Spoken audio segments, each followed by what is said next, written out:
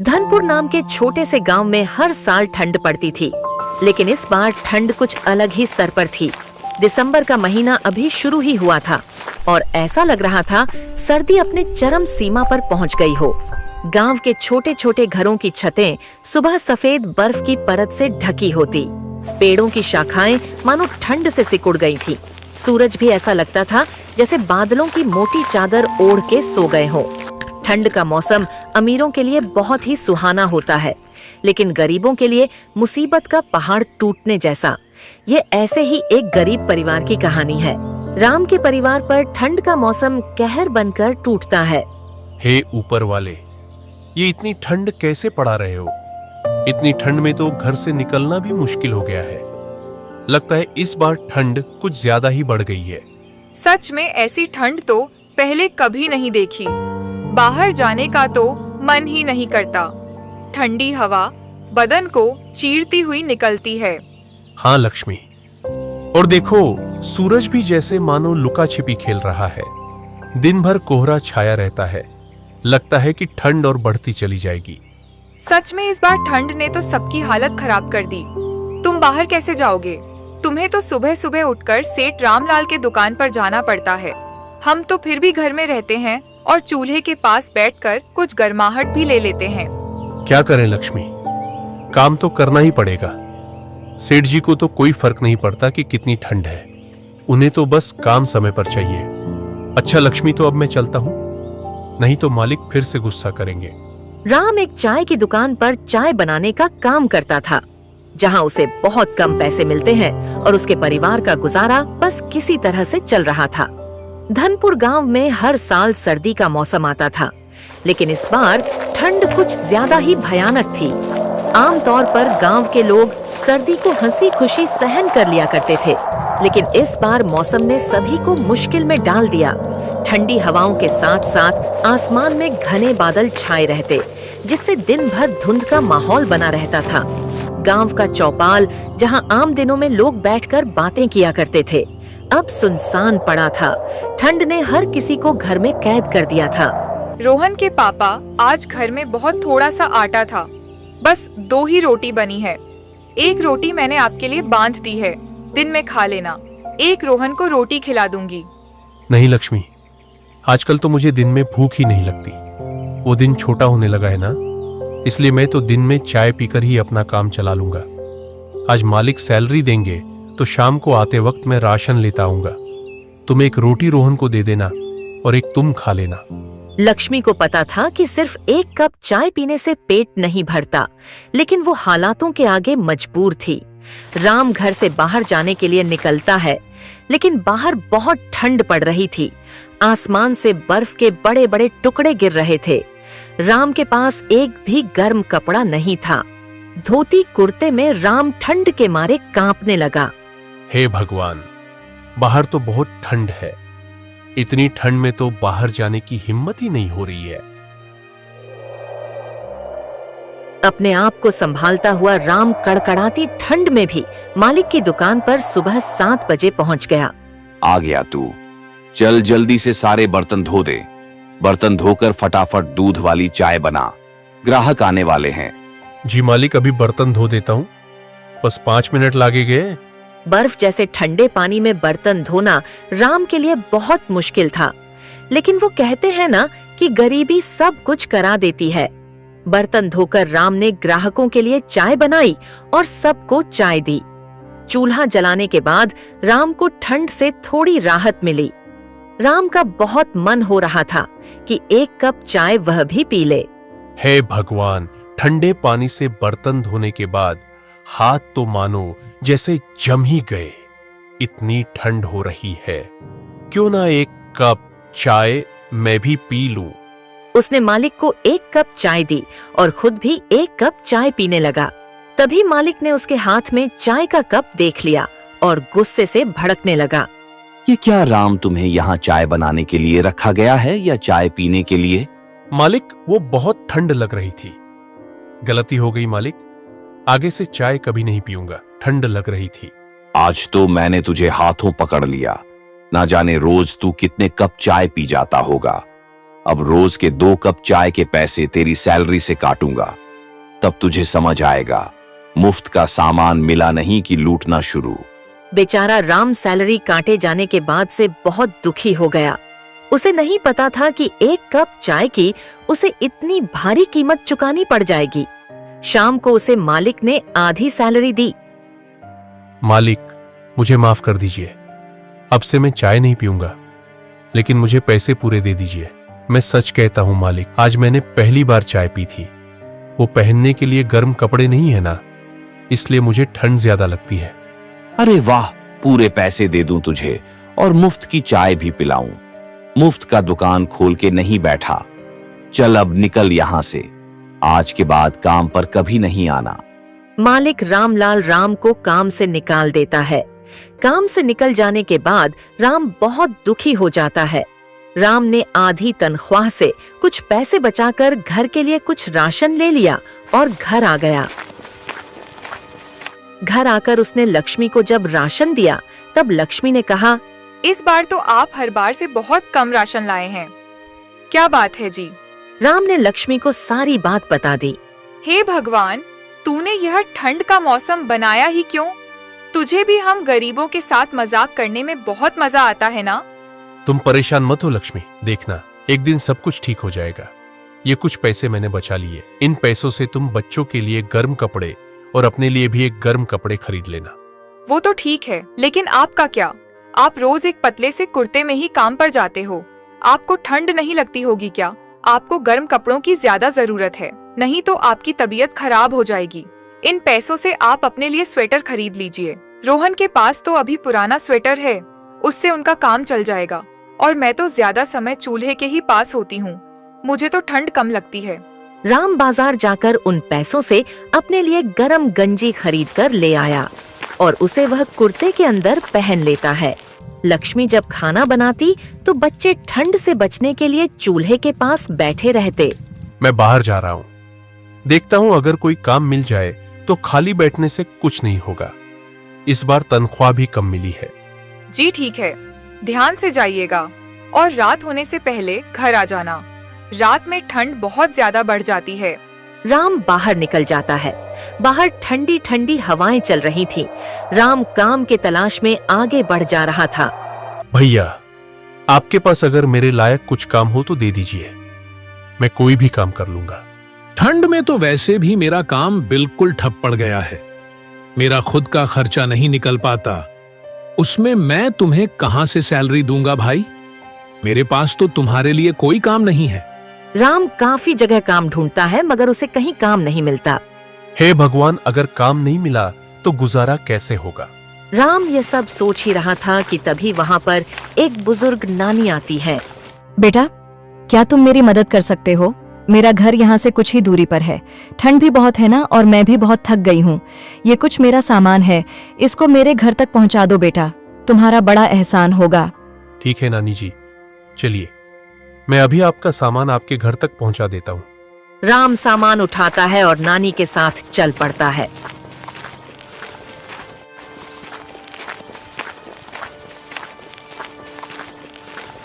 ये लो नानी, आ गया तुम्हारा घर। नानी, तुम यहाँ अकेली रहती हो? यहाँ तुम्हारे साथ और कोई नहीं रहता क्या? हाँ बेटा, मैं यहाँ अकेले ही रहती हूँ। मेरे परिवार में और कोई नहीं है, बस यह एक मेरी बुलबुल है। ठंड बढ़ गई है ना, इसलिए जंगल से कुछ लकड़ियां लेने गई थी। आते आते देर हो गई। वो तो शुक्र है भगवान का जो वहां तुम मुझे मिल गए। अच्छा नानी, अब आप लकड़ियां जलाकर आराम कीजिए, मैं चलता हूँ, मुझे घर के लिए देर हो रही है। ठीक है बेटा, लेकिन मैं चाहती हूँ कि तुम मेरी बुलबुल को भी अपने साथ ले जाओ। मैं बहुत बूढ़ी हो चुकी हूँ, मैं बुलबुल का ढंग से ख्याल नहीं रख पाती, इसलिए मैं चाहती हूँ कि तुम मेरी बुलबुल का ख्याल रखो। ठीक है नानी, अगर आप इतना जोर डाल रही हैं तो आज से मैं आपकी बुलबुल का ध्यान रखूंगा। बेटा, इसे चारा सही से खिलाना तो ये तुम्हें बहुत सारा दूध देगी। इतना कहकर राम बुलबुल को लेकर घर आ जाता है। जब लक्ष्मी ने राम को गाय के साथ देखा तो वो बोली, अरे ये किसकी गाय ले आए आप? राम लक्ष्मी को सारी बात बता देता है।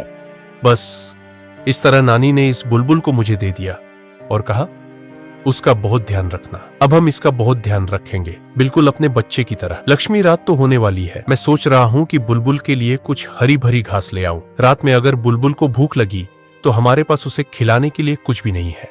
जी हाँ, आप जल्दी से बुलबुल के लिए कुछ खाने को ले आइए। राम जंगल की ओर निकल जाता है और बुलबुल के लिए बहुत सारा चारा लेकर घर पहुंचता है और बुलबुल को खिला देता है। कुछ देर बाद बुलबुल ढेर सारा दूध देती है।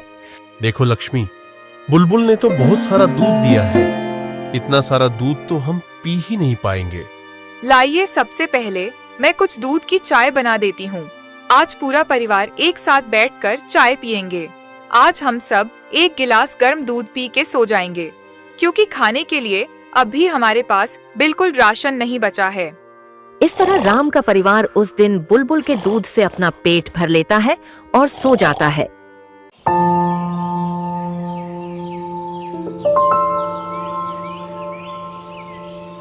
जी, मैं सोच रही हूँ हमारे पास काफी सारा दूध हो गया है, तो क्यों ना हम चाय की दुकान खोल लें। अभी ठंड का मौसम है तो आपकी चाय अच्छी बिकेगी। तुम ठीक कह रही हो, मुझे चाय का स्टॉल लगा लेना चाहिए। लेकिन अभी तो हमारे पास स्टॉल लगाने के लिए भी पैसे नहीं है। एक स्टॉल लगाने में बहुत सारा सामान लगेगा और सामान को खरीदने के लिए तो पैसों की जरूरत होगी। जी, आप एक काम कीजिए, आप अपने दोस्त श्याम से कुछ पैसे उधार ले लीजिए। जैसे ही हमारा काम चलने लगेगा हम उनके सारे पैसे वापस कर देंगे। यह विचार तो तुम्हारा बिल्कुल सही है।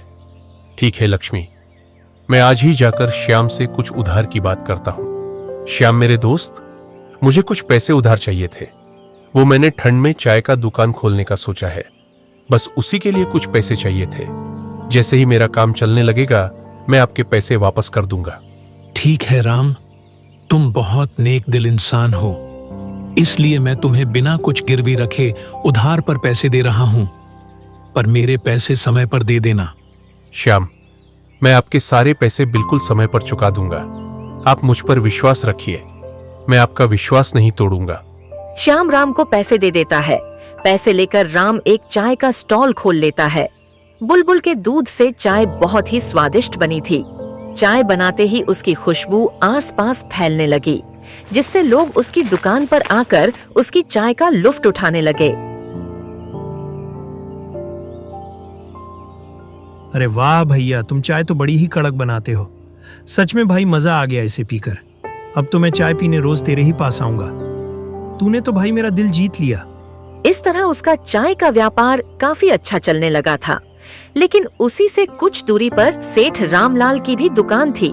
रामलाल को जैसे पता चलता है कि राम ने भी चाय का स्टॉल खोल लिया है, वो मन ही मन राम से जलने लगा। अब राम की चाय की बिक्री काफी अच्छी होने लगी। राम की चाय में इतना स्वाद होता था। अब रामलाल के ग्राहक भी राम के स्टॉल पर आकर चाय का मजा उठाते थे, जिससे रामलाल की कमाई कम होने लगी। ये तो बहुत ही चालाक है। इसको मैं काम पर से क्या निकाला, ये तो मुझे ही टक्कर देने को खड़ा हो गया। लगता है इसको सबक सिखाना ही पड़ेगा। रामलाल मन ही मन में राम से और जलने लगा और अब वह उसका स्टॉल वहां से हटाने का उपाय सोचने लगा। रामलाल लोकल गुंडों को जानता था। उसने उन गुंडों को राम को परेशान करने के पैसे दिए। सारे गुंडे शाम को राम के स्टॉल पर आ पहुंचे। क्या बात है साहब, चाय पीनी है क्या? चाय नहीं पीनी है, पैसा चाहिए। पैसा दे। यहाँ पे किससे पूछ के तूने यह स्टॉल लगाया? अब इस जगह के पैसे दे। चल अब जल्दी से पैसे निकाल, वरना यहाँ पे तुझे हम चाय का स्टॉल नहीं लगाने देंगे। पर साहब, मेरे पास तो पैसे नहीं है। अगर पैसे नहीं है तो कल से तेरी स्टॉल यहाँ नहीं लगनी चाहिए, वरना तेरे लिए अच्छा नहीं होगा। पर साहब, मैं बहुत मजबूर हूँ और गरीब भी। अब मैं इतनी ठंड में और कहाँ स्टॉल लगाऊंगा? मेरे पास दुकान किराए पर लेने तक की पैसे भी नहीं है। ये सब बहानेबाजी हमारे साथ नहीं चलेगी। कल से तेरा स्टॉल यहाँ नहीं दिखना चाहिए। वो गुंडे राम को धमकाकर वहां से चले जाते हैं।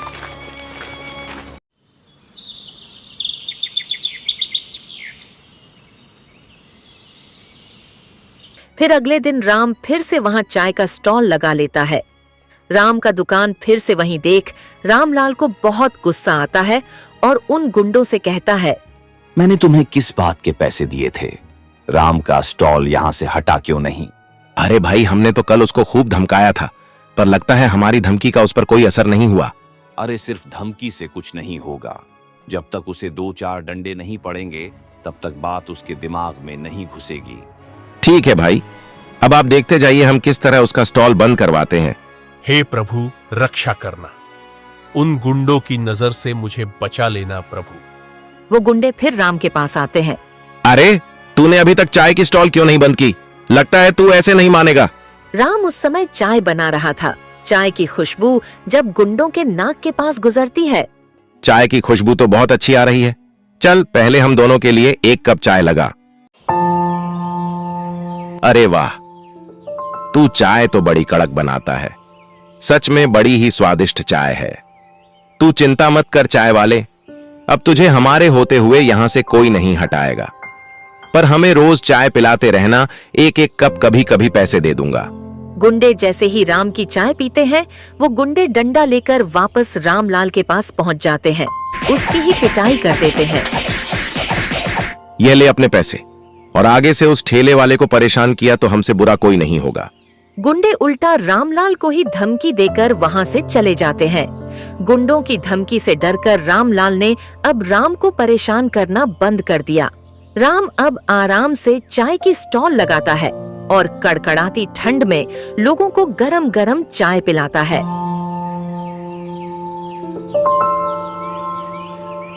एक छोटे से गांव रामपुर में रामलाल अपनी पत्नी सरिता और एक छोटे बच्चों के साथ रहता था। रामलाल मेहनत मजदूरी करके अपना गुजारा करता था, इसलिए उसके घर पर दिन में 2 ही बार खाना बनता था। वह कभी कभी रूखी रोटी और प्याज खाकर ही अपना गुजारा करता था। एक बार जाड़ों के दिनों में रामलाल की पत्नी बोली, जाड़े आ गए हैं। कई साल से हम और बच्चे एक ही स्वेटर पहनकर झाड़ों के दिन काट देते हैं, और अब तो वो स्वेटर भी फटकर तार-तार हो गया है। इस बार तुम नया स्वेटर ले आओ। अब उस पुराने फटे स्वेटर में ठंड नहीं रुकती है। बच्चों को ठंड से कांपते हुए देखकर रोना आता है। बच्चों को देखकर मुझे भी रोना आता है। मैं एक बदनसीब बाप हूं जो घर में एक स्वेटर भी नहीं ला सकता। सरिता, तुम तो जानती हो, मेरी रोज की कमाई से हमारे घर का गुजारा बहुत मुश्किल से हो पाता है। ऐसे में मैं स्वेटर कहां से ला सकता हूं?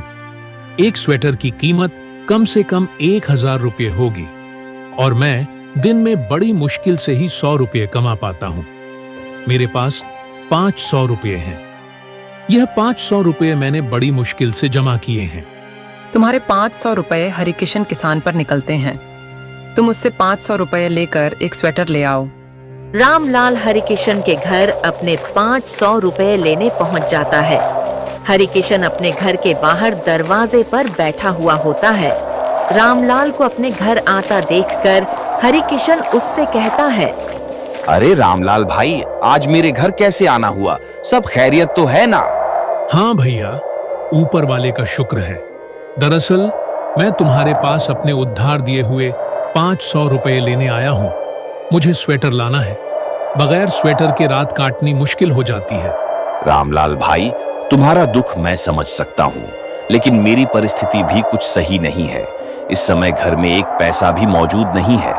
तुम अपने 500 रुपये फिर कभी ले जाना। उतने में ही हरिकिशन की पत्नी आ जाती है।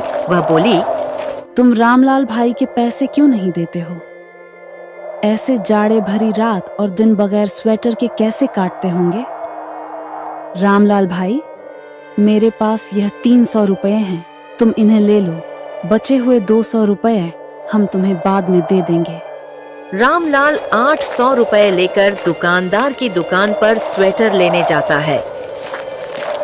दुकानदार रामलाल को बहुत सारे स्वेटर दिखाता है, लेकिन कोई भी स्वेटर 1000 से 1500 रुपए से कम नहीं होता। सेठ जी, मेरे पास केवल 800 रुपये हैं। आप मुझे कोई सस्ता सा स्वेटर दिखा दो। अरे भाई, 1000 रुपये से नीचे कोई स्वेटर नहीं है। सेठ जी, तुम मुझे यह 1000 रुपये वाला स्वेटर दे दो। मैं तुम्हें 200 रुपये 5 से 6 दिन में दे दूंगा।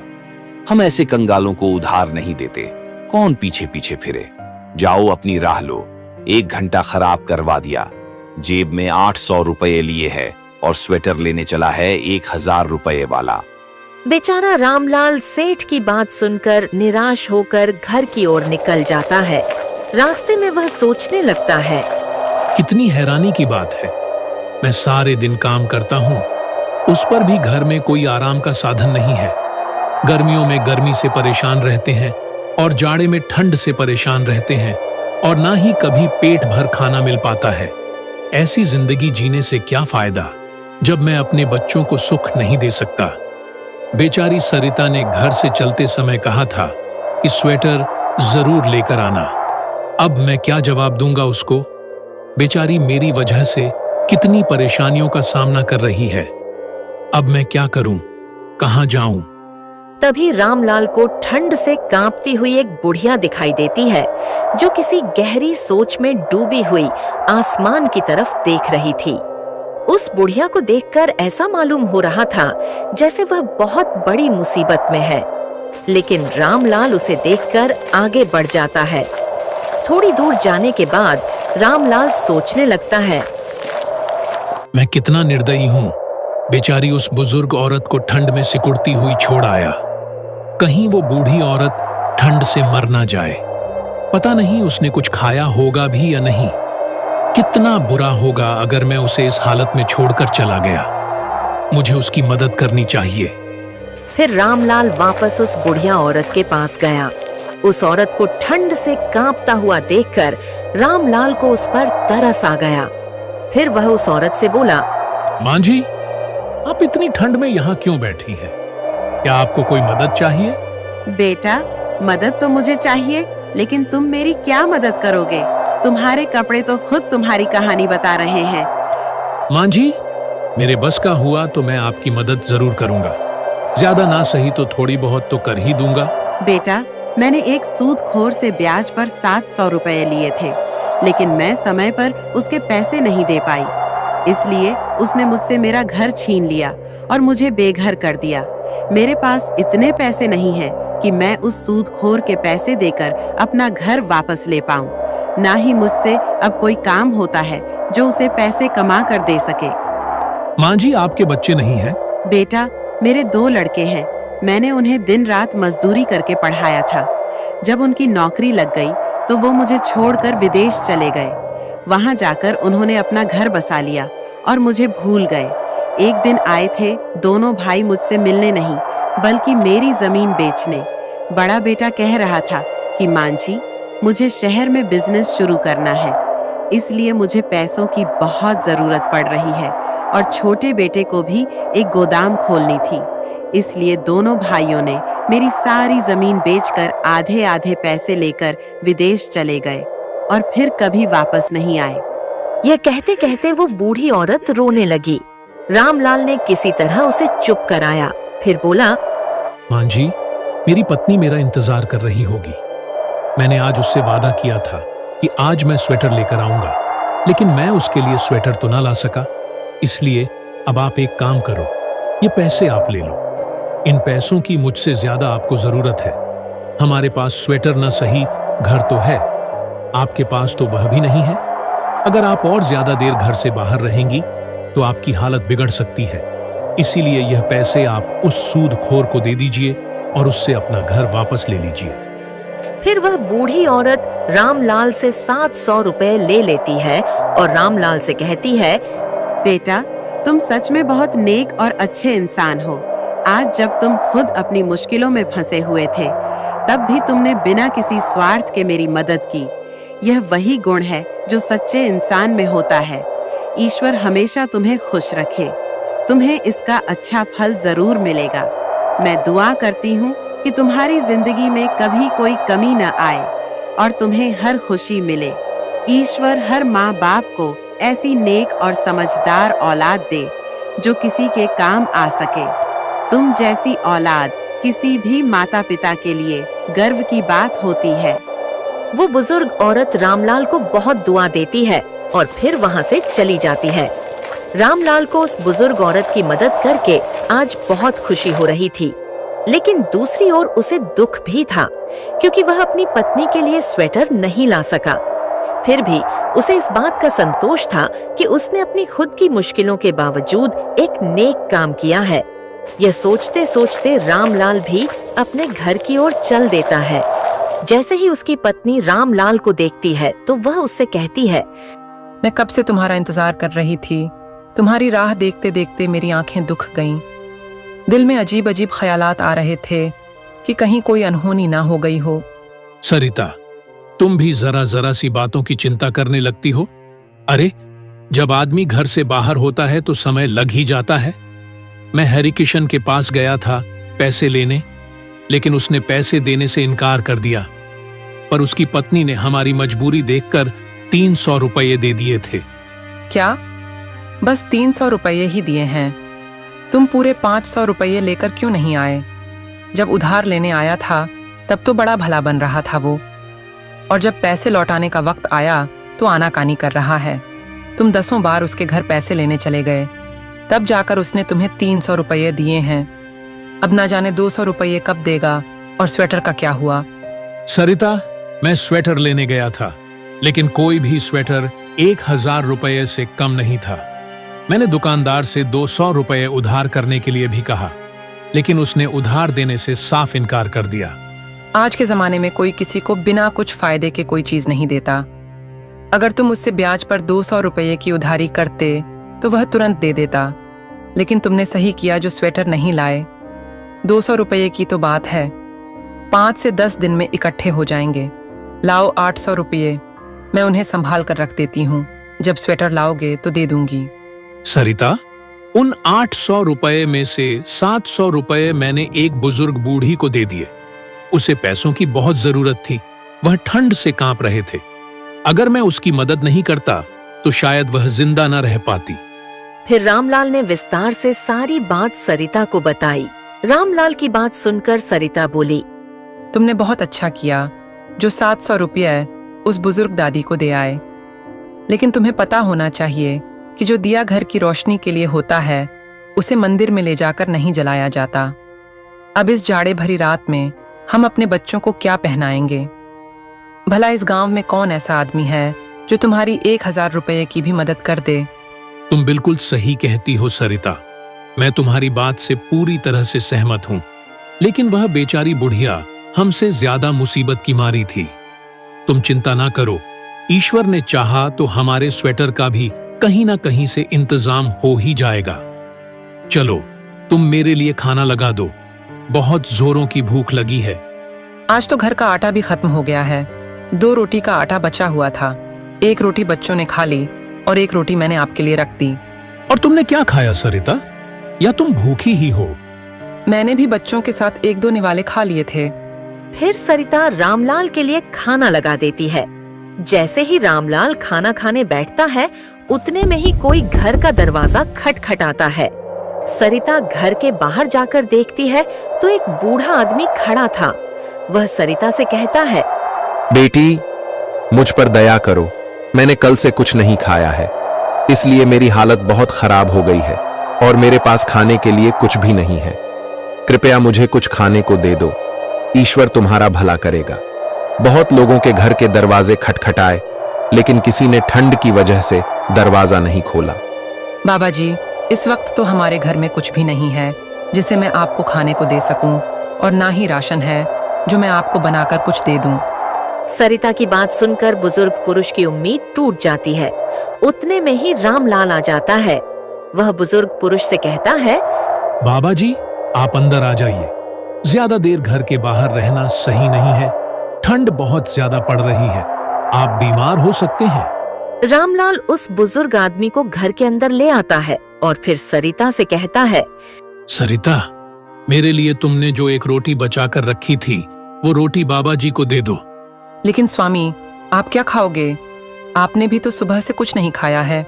सरिता, उस रोटी की जरूरत मुझसे ज्यादा बाबा जी को है, क्योंकि ये मुझसे ज्यादा भूखे हैं, इसीलिए ये रोटी बाबा जी को दे दो। फिर सरिता ने वो रोटी बुजुर्ग आदमी को दे दी। बूढ़ा आदमी बहुत भूखा था, इसलिए उसने वो रोटी तुरंत खा ली। फिर बोला, आप लोगों ने इस बुरे वक्त में मेरी सहायता की है, मैं आपका यह एहसान जीवन भर नहीं भूलूंगा। बूढ़ा आदमी रामलाल और सरिता को दुआएं देता हुआ चला जाता है। अगली सुबह सरिता रामलाल से बोली, तुमने भी रात को कुछ नहीं खाया और बच्चे भी थोड़ा बहुत खाकर ही सो गए थे। तुम एक काम करो, तुम्हारे पास जो बचा हुआ 100 रुपये है उससे घर का राशन ले आओ। पत्नी के कहने पर रामलाल घर का राशन लेने के लिए बाजार की ओर रवाना हो जाता है। रास्ते में उसे एक बूढ़े आदमी के रोने की आवाज आती है। वो बूढ़ा आदमी अपने बेटे से कह रहा था, बेटा, तू मेरी क्यों नहीं सुनता? मैं कितने दिन से कह रहा हूँ कि मेरी बीमारी बढ़ती ही जा रही है। तू मुझे किसी डॉक्टर के पास ले चल। पिताजी, मैं आपके इलाज के लिए पैसे कहाँ से लेकर आऊं? आप तो जानते ही हो मेरे पास एक भी पैसा नहीं है। फिर भी आप बार बार कहकर मुझे शर्मिंदा क्यों करते हो? फिर रामलाल उस बूढ़े आदमी के पास जाकर उसके रोने की वजह पूछता है तो बूढ़ा आदमी उससे कहता है, मैंने अपने इस बेटे को पालने के लिए दिन रात एक कर दी। बड़ी मेहनत मशक्कत से मैंने इसे पाला है। जब यह 3 साल का था तभी इसकी माँ ईश्वर को प्यारी हो गई थी। मैं चाहता तो दूसरा विवाह कर लेता, लेकिन मैंने इसकी वजह से नहीं किया कि कहीं दूसरी पत्नी इसे परेशान ना करे और इसकी जिंदगी खराब ना हो जाए। और आज जब मैं बूढ़ा हो चुका हूं तो यह मुझे किसी हकीम के पास नहीं ले जाता जिससे मैं अपनी बीमारी का इलाज करवा सकूं। फिर बूढ़े आदमी का बेटा रामलाल से कहता है, मैं इस बात से सहमत हूँ कि इन्होंने बड़ी ही तकलीफों से मुझे पाला है और पाल पोस कर जवान किया है, लेकिन मैं मजबूर हूँ। मेरे पास इतने पैसे नहीं हैं कि मैं इनको किसी हकीम के पास ले जा सकूं। रामलाल दोनों बाप बेटे की बात सुनकर परेशान हो गया और फिर उसने अपना 100 रुपये जिससे वह घर का राशन लेने जा रहा था बूढ़े आदमी के बेटे को दे देता है। बोला, इस 100 रुपये की मुझे भी बहुत आवश्यकता है क्योंकि मेरे बच्चे बहुत भूखे हैं और इस 100 रुपये से मैं घर का राशन लेने जा रहा था जिससे मैं अपने परिवार का पेट भर सकूं। लेकिन अगर तुम्हारे पिताजी को समय से इलाज नहीं मिला तो इनकी जिंदगी को खतरा है। इस 100 रुपये से तुम अपने पिताजी का इलाज करवा लो। उस नौजवान को रामलाल के इस नेक काम पर विश्वास ही नहीं हो रहा था कि उसने अपनी खुद की मजबूरी होते हुए भी हमारी मदद की है। उसने चाहा कि वह रामलाल के कदमों में गिर पड़े, लेकिन रामलाल ने उसे ऐसा करने से रोक दिया और कहने लगा, मेरे भाई, अपने पिताजी का इलाज सही से करवाओ और अब हमेशा इनका ख्याल रखना। इसके बाद वह दोनों बाप बेटे रामलाल को दुआ देते हुए चले जाते हैं। उनके जाने के बाद रामलाल तरह तरह के ख्यालों में खो जाता है। वो बेचारा बहुत ही हैरान और परेशान था, इसलिए वह सोचने लगता है, घर जाकर सरिता को क्या जवाब दूंगा? बच्चे भूखे हैं, मेरा इंतजार कर रहे होंगे कि पिताजी राशन लेकर आते ही होंगे। मैं अब उनके सामने किस मुंह से जाऊं? अगर उस नौजवान की मदद नहीं करता तो उसका बूढ़ा बाप बीमारी की वजह से चल बसता। अब मैं किसी को परेशान भी तो नहीं देख सकता हूं, लेकिन इस दुनिया में बहुत से लोग परेशान हैं, तो क्या मैं सभी की मदद करता रहूंगा? क्या खुद की परेशानी से बड़ी कोई परेशानी हो सकती है? रामलाल के दिमाग में अनगिनत ख्यालात आ रहे थे। कुछ देर के बाद वह अपने घर की तरफ चल पड़ा, लेकिन भूख की वजह से उसे चला भी नहीं जा रहा था। फिर भी वह अपने घर जाने को मजबूर था। गिरता पड़ता वह किसी तरह अपने घर पहुंचा और दरवाजे पर दस्तक दी। उसकी पत्नी और बच्चे इसी इंतजार में थे, इसलिए उसकी पत्नी ने फौरन दरवाजा खोल दिया। उसकी पत्नी के चेहरे पर खुशी साफ झलक रही थी, लेकिन जब उसने पति के चेहरे पर मायूसी और हाथ खाली देखे तो सरिता की खुशी पल भर में गायब हो गई। सरिता रामलाल से कहने लगी, क्या हुआ जी? तुम तो घर का राशन लेने गए थे, फिर खाली हाथ वापस क्यों लौट आए? सरिता, एक आदमी को इलाज की सख्त जरूरत थी, लेकिन उसके पास पैसे नहीं थे जिससे वह अपना इलाज करवा सके। मुझसे उसका दर्द देखा नहीं गया, इसीलिए मैंने वह 100 रुपये उस आदमी को दे दिया। अपने पति की बात सुनकर सरिता गुस्से से आग बबूला हो उठी और फिर रामलाल से बोली, तुम्हें तो सिर्फ दूसरे लोगों का दर्द दिखाई देता है। अपने बच्चे भूख से तड़प रहे हैं, उनकी कोई फिक्र नहीं है और कल से तुमने भी कुछ नहीं खाया। दूसरों को मुसीबत में देखकर उनकी मदद करते फिरते हो, लेकिन पता नहीं तुम्हें अपने बच्चों पर दया क्यों नहीं आती, क्यों उनका दर्द नहीं दिखाई देता। अब तुम ही बताओ, मैं अपने बच्चों को क्या खिलाऊं जो उनकी भूख मिट सके। अब मेरे बच्चों में ज्यादा देर तक भूख बर्दाश्त करने की हिम्मत नहीं है। अब तो लगता है भूख के मारे इनकी जान ही निकल जाएगी। सरिता, ऐसा मत कहो। जो चीज जिसके नसीब में होती है वो उसी को मिलती है। वो बेचारा बूढ़ा आदमी बहुत मजबूर और लाचार था। अगर तुम भी उस बूढ़े आदमी की फरियाद सुनती तो तुम भी वही करती जो मैंने किया। सरिता, तुम विश्वास रखो, ईश्वर हमारे लिए भी कोई रास्ता जरूर निकालेगा।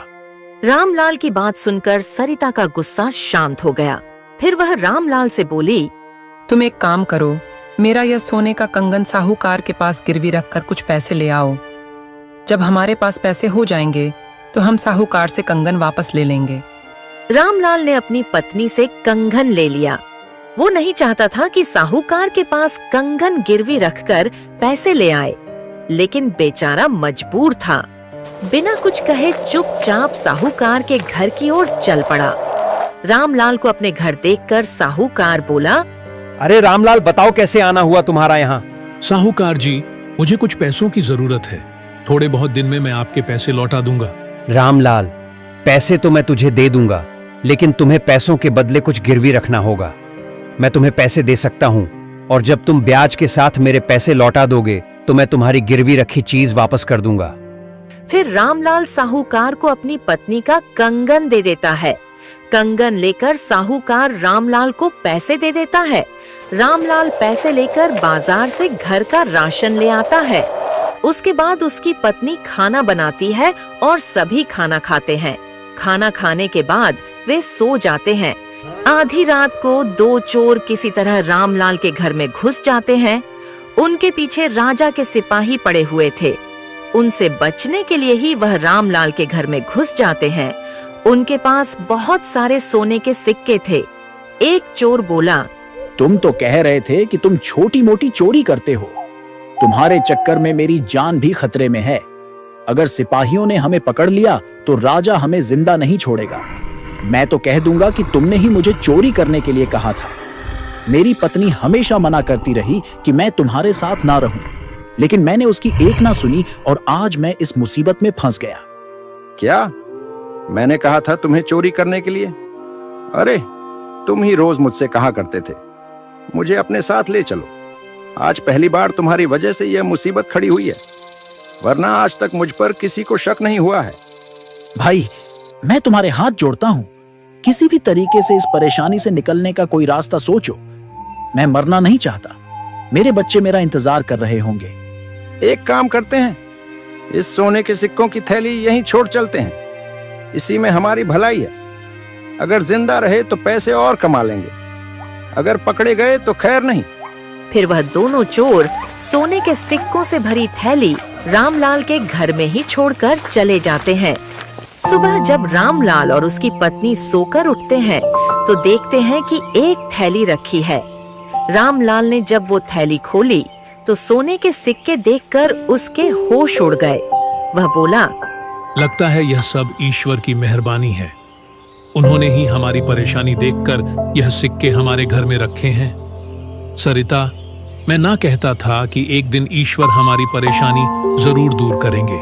उन सोने के सिक्कों को पाकर रामलाल कुछ ही दिनों में बहुत मालदार हो जाता है। उसके बाद वह अपने लिए एक अच्छा सा मकान बनवाता है और फिर वह अपनी पत्नी के साथ खुशी से जीवन बिताने लगता है।